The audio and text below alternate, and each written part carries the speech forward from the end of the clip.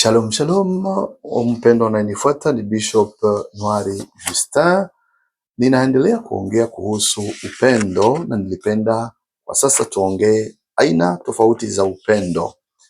Na upendo una aina yake nyingi tofauti. Kuna wengine wanaongea upendo 8, wengine wanaongea upendo 10, wengine 6, wengine 4, wengine 3, lakini mimi nitaongea upendo hasa ambao Biblia inaweza kutafsiria kwa wepesi, kwa haraka. Na nilipenda kuongea upendo unaitwa storge. Ni upendo wa ndugu. Upendo wa ndugu kati ya wanandugu. Wanaweza kuwa wamezaliwa kwa mama moja, wanatoka katika tumbo moja, wanasema tumbo moja, au katika uzao moja, wanachangia baba mmoja. Ni kusema ni wanandugu wa damu. Huyo ni upendo wa kindugu. Na kuna upendo mwingine unaofuata,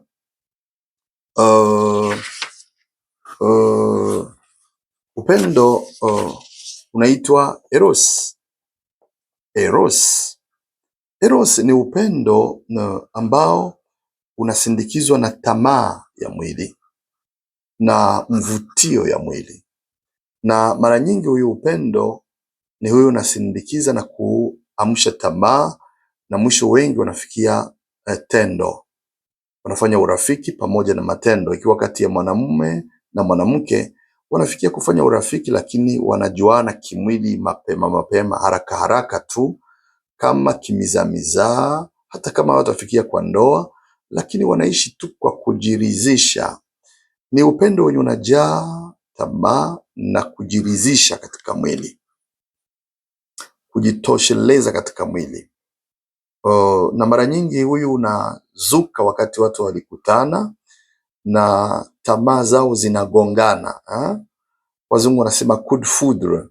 Ni kama wanapendana ghafla, wanakutanisha katika mwamko wa tamaa, na hii inawafanya wakaribiane.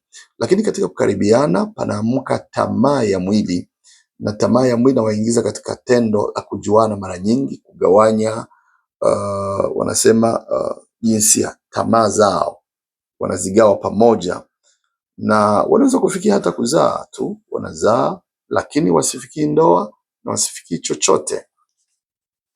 Kuna upendo mwingine, unaitwa philia au phileos, na upendo huyu ni upendo wa kirafiki.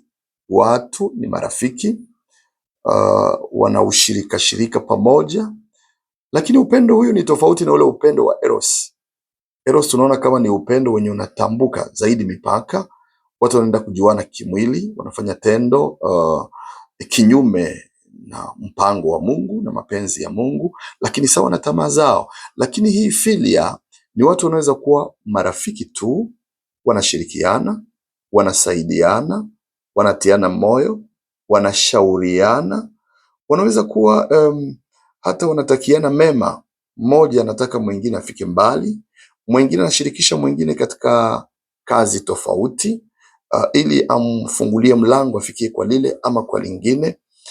Ni upendo ambao una ushirika au kukaribiana kwa kirafiki tu, lakini ndani pasiwe habari ya kutambukiana mipaka. Inaitwa philia au phileos.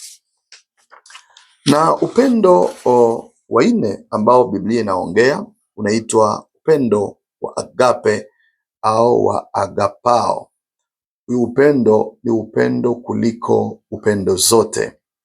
Zile zote ambazo tumeongea 3 za mwanzo, zote ndani kuna kulenga faida. Ndani nampenda, najua na mimi nitapokea kwake. Kuna kakitu ka faida kanasindikiza, na ako ka faida kama kanaharibika mara moja, na huyo upendo nao unakufa au unaharibika. Ni tofauti sasa na huyo upendo wa agape, unaitwa upendo wa Mungu au upendo usiolenga faida, au upendo unaotembea na dhabihu. Ni kusema natoa yote niliyo nayo kwa sababu ya. Na upendo huyu hauna ndani shurti fulani, unapenda tu. Na huyu ni upendo tumeukamata kwa upendo wa Mungu. Biblia inasema alimtoa mwana wake ili kila mwaminie awe na uzima wa milele, asipotei. Na upendo huyu tukienda mbali tunaona Mungu hakupenda kumwacha mtu apotee, lakini alijivua umungu akajivika ubinadamu, akubali kudhalilishwa na kupata kifo cha aibu, cha laana, kifo kibaya kuliko vifo vyote, ili tu ule aliyempenda mwanadamu afikie wokovu na uzima wa milele, ili afikie tena kurejezwa kwa vyote alivyopoteza mwanzo, avipokee tena hapa duniani, na mbinguni pia akae milele akiishi pamoja na Mungu. Huyu ni upendo usio na kulenga faida, sababu upendo huyu umetoa yote ulio nayo bila kungojea kwa huyu ambaye ni maskini, mdhaifu, asiye na nguvu, mgonjwa, mvivu, asiye na utajiri, asiyejua vitu vingi, aliye katika upotevu, anayengojea hukumu, mtu mwenye anafanana kusitokuwa na thamani, na mwenye anafanana kama hana cha kurudisha. Huyo ndio upendo wa Mungu. Huyo upendo wa agape ni upendo wenye haulengi faida, ni upendo unapenda tu, lakini unafurahia na kufanyikiwa kwa mwingine bila kungoja malipo mwa hiyo kazi na mwa hiyo sadaka na mwa hiyo kujitoa. Haingoji kitu, lakini inatoa ya kwanza. Upendo wa agape ulikuja kwetu wa kwanza katika ulegevu wetu, katika udhaifu wetu, katika kushindwa kwetu, katika hukumu zetu, ukaja kutuondoa bila kujali malipo, sababu anayelipa mwingine ni aliye na kitu cha kumlipa, lakini yeye alikuja kwetu, hatuna cha kumlipa na hatuna cha kujibia.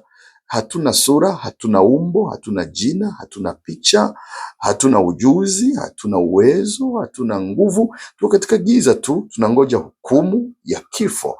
Akaja tu kwetu jinsi tulivyo, na akasema tuje kwake tena. Akaitoa sadaka iliyo kuu kuliko zote ili tufikie ukombozi wetu. Huyo ndio upendo wa agape, na upendo huyu ni upendo wa kukimbilia. Wewe ambaye unaweza kuwa katika upendo wa aina yote ile, kama tumeongea upendo wa kwanza ule tumeusoma. Upendo wa kwanza tumeuongea ni upendo gani? Ni upendo wa kindugu. Upendo wa kindugu, watu wanaweza kuwa wamependana, wanachangia damu, baba na mama, na hata mzazi, kama gisi Biblia inasema mama hawezi kumsahau mwanaye. Inafika wakati mama anamsahau mwanaye. Ni upendo una viwango, lakini kuna nafasi kwenye haufiki. Kuna upendo mwingine, huyo hawa watu hawa wanaweza kupenda kujuana kimwili, wanatambuana. Mtu anajua mwenzake kimwili kwa hali ya tendo ya kujuana kiuzinifu, lakini anazini pia na wengine watatu, ingawaji huyu anampatia furaha fulani katika mwili, lakini huyu hatosheki, anapenda na mwingine. Ni kusema inafika kiwango fulani upendo huyo usidumu. Wakati mwingine ni kwa miaka 2, miaka 3 na unaisha, na mtu anaenda kwa mwingine. Kuna mwingine upendo huyu ambao tumeongea watatu, tuliuita upendo wa filia au philios, ni ule upendo wa kirafiki. Huyu si mbaya sana, ni mzuri sababu unasaidia watu kusogea, lakini huyu nao pia wakati mwingine unamalizika, una mwisho wake, sababu ni upendo wa watu. Kuna nafasi kwenye unaanzia, kuna nafasi kwenye unaishia. Kwa hiyo upendo tunaona kuna watu wanasahau kama wamesaidiwa, na baada ya kusahau kama wamesaidiwa wanawavunja nduguze mioyo, na hawa wakisirika kwa sababu ya hiyo wanakata, wanasema zamani tulikuwa marafiki na hao, lakini kwa sasa tumeacha. Nao na kipimo chake. una mwisho wake.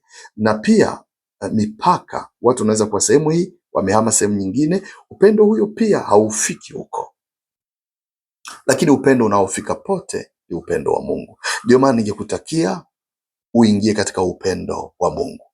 Usitupe upendo wa Mungu, usiendi mbali ya upendo wa Mungu. Sa upendo wa Mungu ni zaidi ya kila kitu, ni zaidi ya utajiri, ni zaidi ya fedha, ni zaidi ya elimu, ni zaidi ya cheo, ni zaidi ya utajiri, ni zaidi ya heshima, ni zaidi ya vyote tunaweza kuvishika kama vikuu kuliko upendo wa Mungu. Ni zaidi. Vitu vyote vinaweza kupita, watu wote wanapita, mambo yote yanapita, lakini kenye hakiwezi kupita kwetu ni upendo wa Mungu tu. Soma Yohana 3:16, utaona jinsi Mungu aliupenda ulimwengu akamtoa mwana wake wa pekee, ili kila mwaminie asipotee, awe na uzima wa milele. Mwanaye Yesu Kristo alikuwa ndani yake, yeye ndiye neno, aliumba pamoja naye, yeye ndiye Mungu. Ukisoma Yohana 1:1 pale, lakini alitoa yote aliyokuwa nayo ili wewe na mimi tuwe na uzima wa milele katika mwili hapa duniani na tutakapofika mbinguni. Mungu akubariki. Asante.